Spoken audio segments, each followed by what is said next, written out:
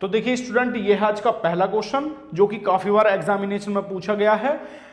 Define topology, what is topology, और करके मतलब ऐसे करके भी ये क्वेश्चन पूछा जाता है। और देखिए हम टोपोलॉजी पढ़ रहे हैं, टोपोलॉजी बुक हम पढ़ रहे हैं, अगर हमें टोपोलॉजी का ही नहीं पता होगा तो भाई हम कैसे, हमें कुछ मतलब क्या फायदा होएगा, है ना। तो कुल मिलाकर मैंने डेफिनेशन लिखी है, इसे मैं अच्छे से एक्सप्लेन करने की कोशिश करूंगा और बहुत अच्छे तरीके से बताने की कोशिश करूंगा। तो topology, let X be a set, कि हमारा क्या है, एक्स एक कोई सेट है, and let T be a collections of subsets, की जो हमारा टी क्या है वो है कलेक्शंस है, सबसेट्स का कलेक्शंस है, उपसमुच्चय होगा। सबसेट्स को क्या बोलते हैं, उपसमुच्चय, ठीक है। Of x satisfying the following conditions, नीचे कुछ कंडीशंस लिख रही हैं, इनको फॉलो करना चाहिए। अगर वो एक टोपोलॉजी है तो इन कंडीशंस को फॉलो करनी चाहिए, जिसमें बेटा T1 ऐसे करके लिखना है, टोपोलॉजी 1 या कंडीशन 1 कह सकते हैं। टोपोलॉजी 1 की जो फाई है, फाई मतलब एम्प्टी सेट या वॉइड सेट या नल सेट कह सकते हैं, कि वो कंटेन्स करना चाहिए, बिलोंग्स करना चाहिए है टी को, और जो एक्स है मेरा ये कंटेन्स करना चाहिए टी को। आ रही है बात समझ में, कि फाई और क्या एक्स जो है वो कंटेन्स किसको करना चाहिए, टी को करना चाहिए। आपकी टोपोलॉजी 1 हो गई। टोपोलॉजी 2 की बात करूं, इफ यदि जी कंटेन्स टी, वो G1 कंटेन्स, यहां पर आएगा G1, एक मिनट रुकिए, यहां G1 आएगा, G1 कंटेन्स कर रहा है टी को और G2 कंटेन्स कर रहा है टी को, तो इंप्लाइज G1 का और G2 का जो इंटरसेक्शन होगा वो भी कंटेन्स करना चाहिए, किसको, टी को करना चाहिए। दूसरी कंडीशन आपकी ये हो गई, जो इनका इंटरसेक्शन को मतलब इनका कॉमन जो होगा। आ रही है बात समझ में। बिल्कुल आपको ऐसे ही लैंग्वेज लिख कर आनी है। देखो एमएससी में, एमएससी मैथमेटिक्स में लैंग्वेज का भी बहुत बड़ा वो रहता है, ये बात ध्यान रखना।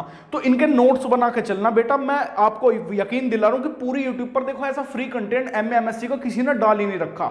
देखो आप लोगों का प्यार रहा तो बहुत आगे तक आपको एमएससी में कोई भी मैथ्स के ट्यूशन की जरूरत नहीं पड़ेगी, और आप लोगों का प्यार रहा तो बहुत आगे तक लेकर जाएंगे, टेंशन ना लो। तो कंडीशन 2 हो गई टोपोलॉजी 2। और topology 3, if G lambda contents T, जो जी लैम्डा है वो किसको कंटेंट्स करना चाहिए, टी को। For all lambda contents greater lambda, इसे क्या बोलते हैं, ग्रेटर लैम्डा। जिन बच्चों को नहीं पता है वो याद रखना है, लिख लेना है, नहीं आ रही है ना बात समझ में। तो ये क्या होता है, ग्रेटर लैम्डा, कि जो हमारा लैम्डा है वो कंटेंट्स करना चाहिए ग्रेटर लैम्डा को। जहां where lambda is an arbitrary set, की लैम्डा क्या है यहां पर, जो ग्रेटर लैम्डा है वो क्या है यहां पर, आर्बिट्ररी सेट है। देन जी लैम्डा यूनियन कंटेंट्स, जो lambda contents greater lambda belongs करना चाहिए किसको, टोपोलॉजी को करना चाहिए, टी को करना चाहिए। Then T is said to be a topology for X. ये अगर इन 3 कंडीशंस को फॉलो करता है तो बेटा टी क्या कहलाएगा, आपका टोपोलॉजी कहलाएगा, टी आपका टोपोलॉजी कहलाएगा। क्लियर है वाली बात। देखो अगर आपको ये टोपोलॉजी की डेफिनेशन काफी बार एग्जामिनेशन में आ जाती है, पहले आपको बता दूं, ठीक है।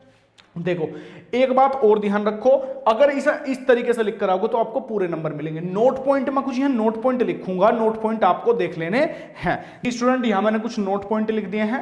अगर ये टोपोलॉजी है तो इन नोट्स पॉइंट्स का हमें ध्यान रखना है। मैंने अभी टोपोलॉजी की डेफिनेशन बताई, इन नोट पॉइंट को आपको एक बार देखना है। ये क्या बोल रहा है, पहला note point, the members of T R called, जो टी के मेंबर्स होंगे उन्हें कॉल्ड किया जाएगा ओपन और सिंपली ओपन सेट्स। क्या कहा जाएगा उन्हें, ओपन और सिंपली ओपन सेट्स। आ रही है बात समझ में।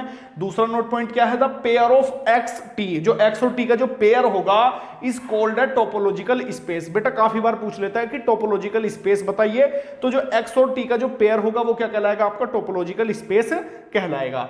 फिर तीसरा पॉइंट है यहां पर, the elements of X are called point the space. क्या कहना चाह रही है, द एलिमेंट्स ऑफ एक्स, जो एक्स के एलिमेंट्स हैं, are called point the space, कि वो क्या कहलाएंगे, स्पेस के पॉइंट्स कहलाएंगे। क्या कहलाएंगे, जो एक्स के जो एलिमेंट्स होंगे, जो एक्स के अवयव होंगे वो क्या कहलाएंगे, आपके स्पेस के पॉइंट्स कहलाएंगे। तो ये पूरी मैंने यहां पर आपको टोपोलॉजी की डेफिनेशन देने की कोशिश करी है, तो आपको मैं आशा कर रहा हूं समझ में आया होगा।